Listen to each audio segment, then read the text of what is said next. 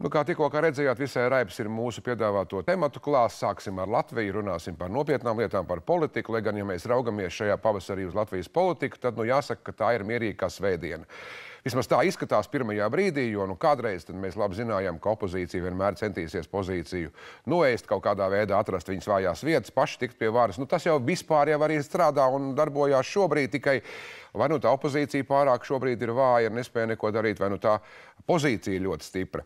Varbūt, ka taisnība ir kaut kur pa vidu, kā tas parasti vispār notiek. Lai gan es domāju, ka arī šis miers, kas šobrīd varbūt žurnālistiem, vērojot politiku, ir vērojams, tas ir tāds mānīgs. Tas pavasars, kad tika runāts, ka varētu būt Dombrovska valdībai problēmas, ir pārdzīvots.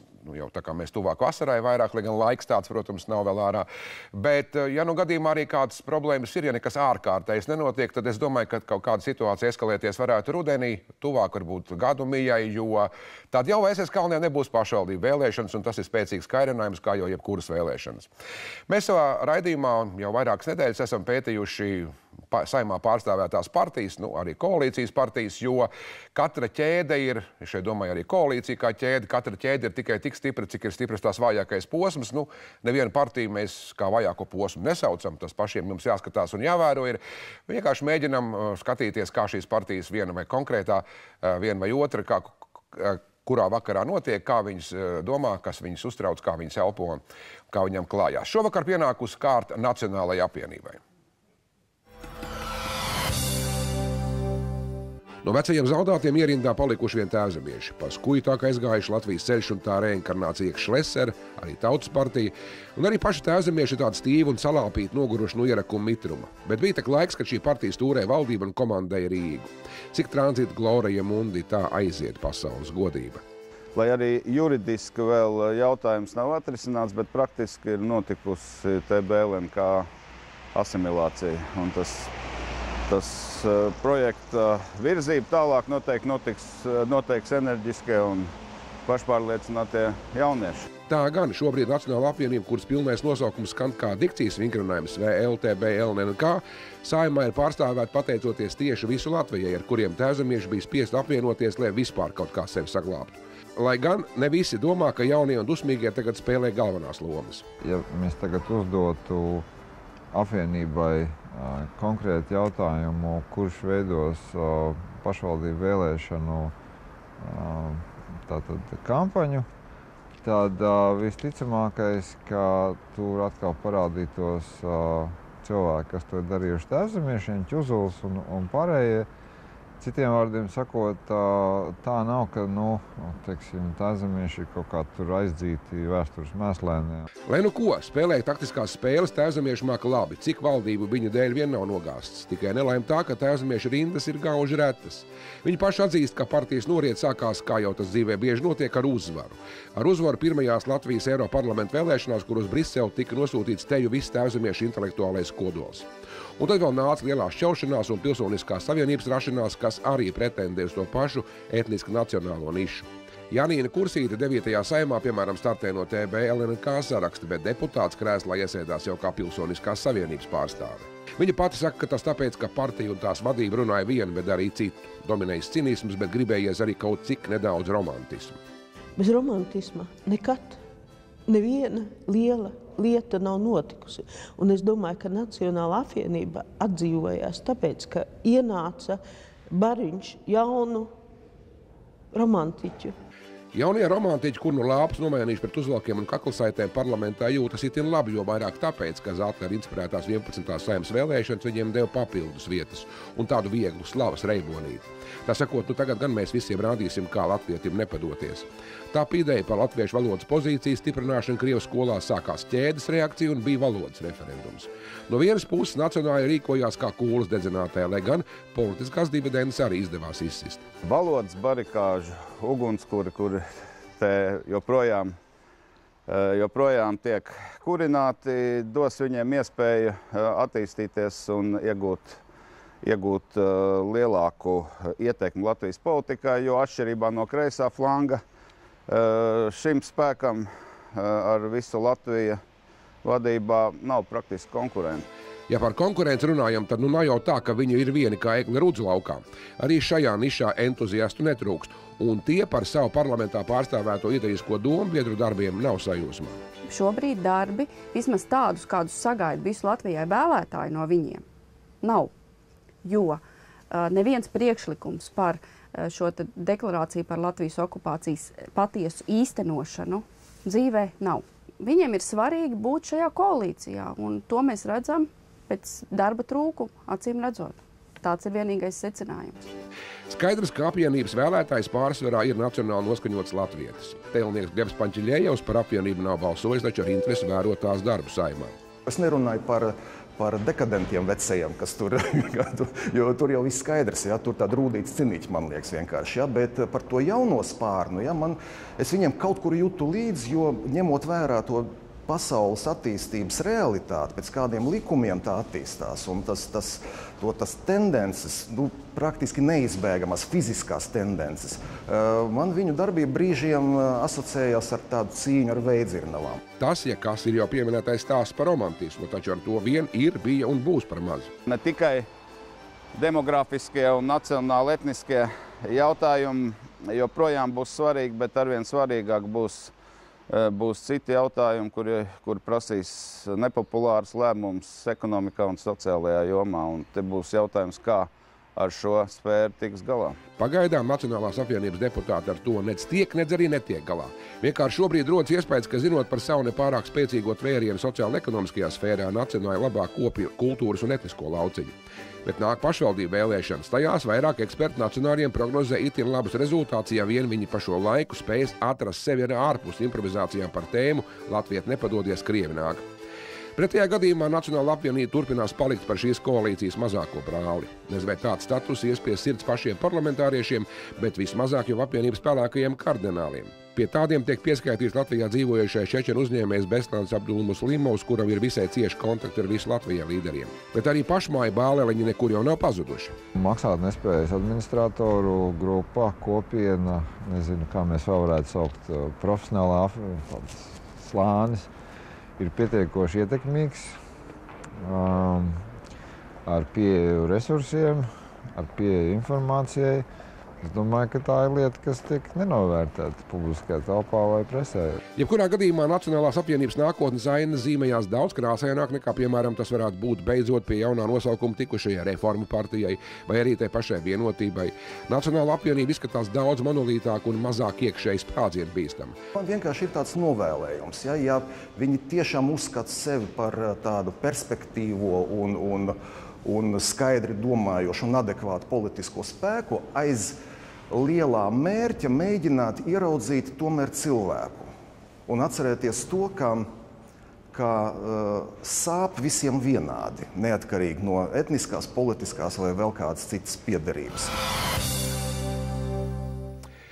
Šī bija mūsu versija par tēmu Nacionālā apvienība, bet, kā vai tas tā patiešām arī ir, un kur mēs vēl varētu atrast dažus jautājumus, par kuriem mēs pat sižetā neko daudz nerunājām. Studijā esam aicinājuši runāt un izteikties apvienības līdzpriekšsēdētāju Raivu Dzintaru. Labvakar, Dzintar kungs. Labvakar.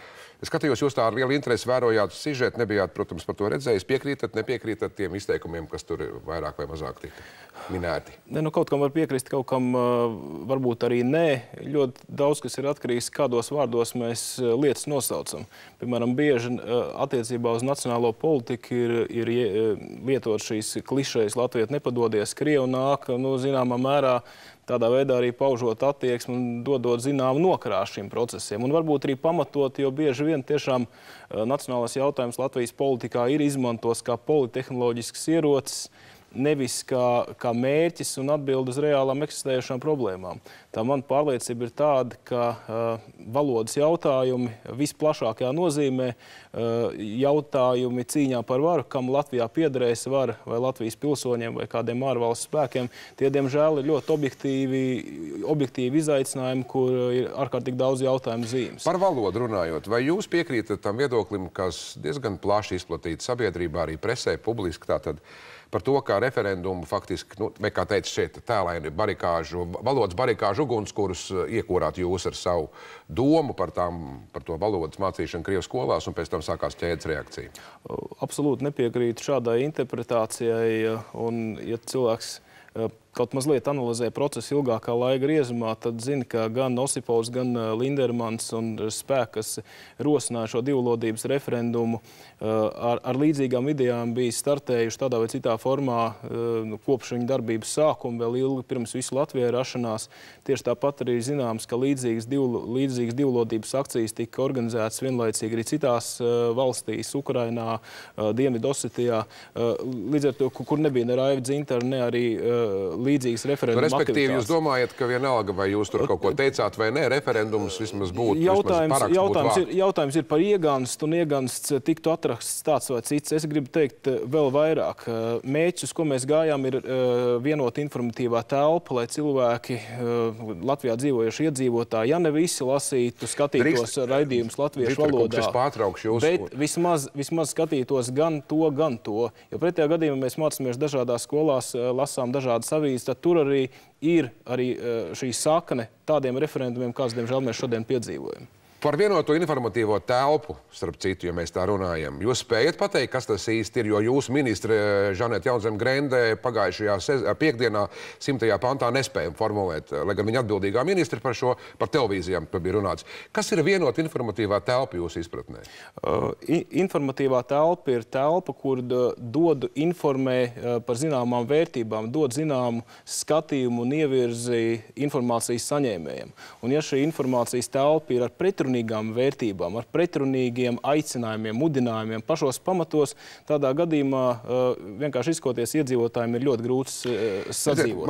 Vienot informatīvo telpu, protams, to var uztvērt ar zināmu piesardzību par to, ka mēs runājam par valsts ideoloģiju, bet kaut kādos pašos pamatos katrai valstī ir sava ideoloģija. Piemēram, par to, ka Latvijā nebūtu pieļaujams, ka notiek diezgan atklāta naida kurināšana pret Latvijas pamatiesībām.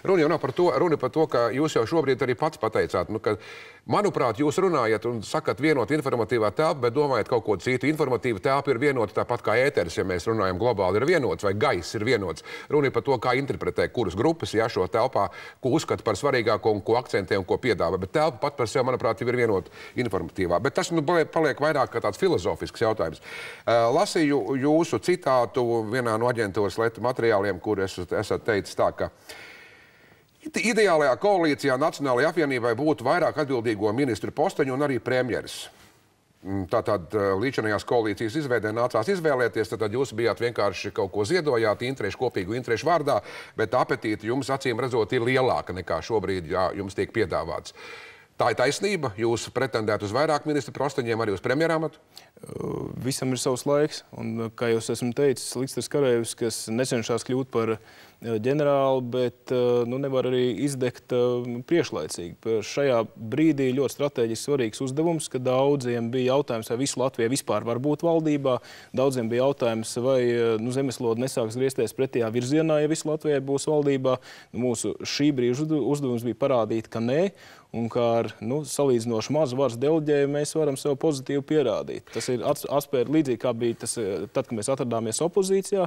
Šī ir jauna situācija, kurā mums ir jāpierāda sev šajā stāvoklī, lai varētu, protams, nākotnē pretendēt uz lielākām iespējām. Tas ir, ja mēs par nākotni runājam, protams, ka jums arī pietiekam to pieredzi vajadzētu vēl iegūt, bet jūs pavisam nesen esat teicis arī ar tādu kā mazliet greizi, ne jūs, es domāju, apvienību. Man liekas, ka pat ar jūsu muti tas tika teikts, ka tāda kā mazliet greizsirdība bija, ka, lūk, piemēram, Zatleru partijai vai Sešiniekam, Sešiniekam ne, bet Zatleru partijai šobrīd nekā tur diži vairs nav no tās frakcijas, bet viņiem ir to ministru krietni vairāk nekā jums. Un tas bija par esošo situāciju, par šodienu, nevis par nākotni runāts. Ir kaut kāds iespējas, ka jūs varētu arī savu vārdu teikt skaļāk koalīcijas sēdēs, vai kaut kādā veidā pārgriezt šo te drēbi savādāk? Problēma jau ir tā, ka ir ārkārtīgi maz to kombināciju, kas šīs saeimas ietvaros ir iespējams, kādā veidā valdība var izveidot. Un, ja mēs skatāmies alternatīvas, nezīmējas tās rožainas no valstiskā viedokļa. Ja skatītos tā ļoti egoistiski, tad no partijas viedokļa egoistiski, tad sašūpot valdību, iespītēties kādā jautājumā, nonākt opozīcijā un vienkārši pumpēt sev reitingu, to mēs droši vien varētu izdarīt jau sen, ja tas būtu pašmērķis. Es domāju, ka tas vienkārši nebūtu godīgi attiecībā pret mūsu vēlētājiem, pret pašu sirdsapziņu. TB LNNK pienesums šajā apvienībā, viņš vēl ir jūtams? Varbūt kāds neticēs, bet vismaz tādā partijas centrālā līmenī mēs tiešām vairāk nešķirojam biedrus tēvzmiešos visu Latviju biedros. Tie, kas aktīvi darbojas. Lai gan pēc būtības valde, vispārējās revīzijas institūcijas, frakcija, viņas darbojās kā viena organizācija. Cita situācija reģionos. Reģionos situācijas ir dažādas, kur līdzīgi komandas ir sastrādājušās. Ir arī tādas vietas, kur viena ir pozīcijā, viena ir opozīcijā, un tur, protams, būs sarežģītāki darbi, kas vienkārši ir jāņem vērā, apvienojoties partijām. Bet centrālā līmenī tie cilvēki, kas strādā, es piekrītu Straumes kungu izteiktiem novērojumam, ka visu Latviju varbūt tāds dedzīgums un entuziasms dominē. Tie, kam šāda dominance, šāds noskaņojums ir tīkams un tos apmierina, ļoti labi iekļaujušies. Bet es skatījos, piemēram, šodien internetā jūsu mājaslapu gribēja atrast. Atradu jau faktiski, bet es uzrakstīju visu. Tātad Nacionāla apvienība, visu Latvijai, TB LNNK to garo nosaukumu un izmetu TB LNNK mājaslapu. Šobrīd esošajā situācijā visu Latviju mājaslapa laikam ir mūsu populārākais interneta resurss. Faktiski tas ir visapmeklētākais no visu partiju internetu lapām, bet šī gada laikā esam sākuši strādāt pie ļoti vērienīga tāda sociāla portāla mēroga lapas, kur būs arī kopīga lapa. Gribēju vienkārši vairāk teikt, ka tomēr tā atšķirība vēl ir jūtama, ka jūs neesat vienota partija vēl šobrīd. Tās atsevišķās lapas ir tikai tāpēc, ka kopīgā lapa ir tapšanas stadijā, un tas būs ļoti liels projekts. Saprast, paldies, jā. Jautājums ir par Robertu Zīli, kurš ir arī radījis viens no tiem tā saucamās jūsu ekonomiskās programmas no autoriem. Šobrīd vairāk cilvēki, kas ir politikā diezgan tā pazīst to aizkulises, un tā viņi saka, ka Roberts Zīle jau formāli vēl skaitās jūs cilvēks, bet viņš tā kā ārkārtīgi maz kaut ko dara, un viņš nepozicionējās ar faktiski visu Latviju TB LNNK. Tikai formāli skaitās, bet arī aktīvi piedalās. Tas var droši apgalvot darba grupās, īpaši attiecībā uz satiksmes jautājumiem, attiecībā uz šiem pašiem nesen aktuāliem Eiropas līgumiem. Un es domāju, ka Roberts Zīle arī būs viens no organizācijas līderiem turpmāk. Es par tiem TB LNNK un visu Latvijai to miedarbību vaicāju jums, tāpēc, ka arī man jārunā par to, ko es vienkārši zinu, kas nav pierādāms. Es vienkārši gribu vaicāt jums, lai jūs pasakat, tas tā ir vai nav. Cilvēki runā, ka nevienmēr, kā jau tas varbūt daudzās partijās, nav vienota viedokļa par daudziem, bet būtiskiem jautājumiem. Piemēram, es zinu, ka jūsu kultūras ministri, kad nomainīja biroju, un tagad ir iecēlus tur, jau kādu laiku strādā Valters Bolēvits, kas ir ostu biznesa speciālists, biroja viņas vada, ka bijis ir izteikts nezinu, no kura cilvēka no jūsu apvienības, tāds lūgums ministrei tomēr nedarīt tā, un šo cilvēku šajā ametā neapstiprināt, un ka viņi izvirzīs ultimātu teikusi, un tādā gadījumā viņi vairs nav ministri. Kā tur tas viss notiek? Tādā veidā šādu ultimātu nekad nav bijis. Tos var droši apgalvot, un es domāju, ka ministri arī to apliecinās. Tas, ka bija atsevišķiem cilvēkiem iebildumi par Valteru Bolēvicu vai izteiktas bažas par viņu personību un spējām pildīt tieši šo funkciju, ņemot vērā, ka viņš vairāk bija saistīts ar ostu jautājumiem, kā ostu eksperts piesaistīts partijas programmas veidošanā. Tas tā ir bijis. Bet tur noteikti arī nebija šis šķīrums starp tēvzmiešiem un visu Latvijai. Tās nostājas bija ļoti pamīšas. Mēs aicinājām Valterus un ministrus kopīgām sarunām un vienojamies, ka šobrīd labākais variants ir, ka viņš strādā kā biroja vadītājs. Sakiet, kādas ir šīs sižetā pieminētās, un tās no manis izdomātas, tas ir presē jau vairāk kārt jau par to ir runāts, un pat es nemaldos vēl caur bijušās iekšlietu ministrijas Lindas Mūrnietes mutu tika runāts, šīs Nacionālās apvienības saistība ar Čečenu uzņēmēju Ruslāna Abdulmuslīmova, jā, grūti izrunāt uzvārdu. Ne, nu tāda paša saistība, kā man ar jums. Es ar šo cilvēku esmu runājis, es cienu viņu kā veiksmīgu Latvijā ražotāju, uzņēmēju, saistīt viņu vārdu ar kaut kādu politisko Nacionālās apvienības darbību ir ļoti, es gribētu teikt, diletantiski, kas ir apzināti radīts mīts, kas daudzkārt tiek atkārtots, lai kaut kādā veidā, acīm redzot, kaitētu partijai, tādā veidā mēģinātu vismaz, taču, ja mēs pavērojam Bislana Abdulmuslīmova politiskās nostādnes, arī dažas ekonomiskās lietas, piemēram, nostāda maksāt tajā pašā Krājbankas maksāt nespējas administratoru jautājumā, tad viņš bija viens no tiem, kas tieši iebilda pret visu Latvijā biedru kandidātu, ka tas pretruns ir visai redzams. Otrs pieminētais fakts par maksāt nespējas administratoriem, tad tiešām viens mums Latvijā ļoti pazīstams maksāt nespējas administrators Aigars Lūsis ir, taču viņu saukt par pelēko kardinālu būtu ļoti grūti, viņš atklāti darbojās valdē. Viņš bija arī jūsu pārunu grupā, tā kā es domāju, ka šādā interpretācijā noteikti nevarētu piekrist. Bet par Abdulmuslīmovu kungu runājot, jūs ar viņu tiekat, kad jūs esat ar viņu ticies? Varbūt kādu pāris mēneši ir pagājuši. Es tiešām neatceros. Vairākas reizes ir neregulāri, vairākas reizes bijuši, tāpēc man tas cilvēku loks, ar ko es tiekos un runāju, ir ārkārtīgi plašs, un daudz no tiem ir man politiskie oponenti. Vēl daudz ko, kad es vācot informāciju par Nacionālo apvienību, runāju ar dažādiem cilvēkiem, viņi man teica tā, ka viena no jūsu problēmām, kur viņi saskata, eksperti, es uzrīkstēšos teikt politikas pazinēji, ir tas, ka jums ļoti īs rezervistu soliņš. Jums šobrīd ir 2 ministri, bet, ja jums arī piedāvāt vairāk, jums īsti varbūt nemaz nav ko piedāvāt, kvalitatīvus cilvēkus. Pirms vēlēšanām mēs bijām faktiski katram ministra postenim piedāvājuši savu kandidātu, un katru no šiem kandidātiem mēs esam arī gatavi aizstāvēt. Tā kā šī proporcija kāda bija nevis šīs piedāvājuma trūkuma dēļ, ko es pilnībā noliedzu, bet vienkārši atsevišķu partiju lielās apatītes dēļ, bieži vien, kā es teicu, neproporcionālās un nesamērīgās apatītes dēļ, ko kopējā labuma vārdā mēs bijām gatavi pieņemt. Tā kā, protams, piedāvājums ir. Soliņi vienmēr var papildināt, bet nekad mūsu politika nebūs tāda, ka mēs ņemsim pretī katru karjeristu, kurš tikai vēlēsies uz mūsu pleciem iekāpt amatā. Ir zinām pārbauda, ir zinām pārliecināšanās nepieciešama par šī cilvēku uzticību mūsu kopīgiem mērķiem un ideāliem, ko arī nekad nevar izmērīt jau pirms tam un visu redzam kopējā darbībā. Paldies, un nobeigumā es jums gribu teikt vienu, diemžēl jāsaka, skumju, kas man pašu mazliet šokēja. Ir viens pētījums, es nevaru teikt, kurš, kas un kā, bet pētījums ļoti nopietnas un pat varētu teikt fundamentāls. Un tur bija tā, tie dati, ja mēs tā vienā teikumā sakam, ar šo valsti diezgan liels problēmas, jo citautieši, kas šeit dzīvo, viņam šī valsts lielākā vai mazākā mērā ir vienaldzīga, bet tie latvieši, kas šeit dzīvo, viņi šo valsti vairs jau, viņi sākuši neieredzēt. Līdz ar to nav vairs, kas šo valsti vispār mīl. Tā kā es domāju, ka jums ir diezgan daudz, un tā ir jūsu niša tieši nacionālā. Jums ir ko darīt daudz ko. Jūs man tā mazliet iedzēlāt par to vienoto informatīvo telpu, tad atļaušos teikt, teiksim, mūsu valsts. Teiksim, mūsu valsts.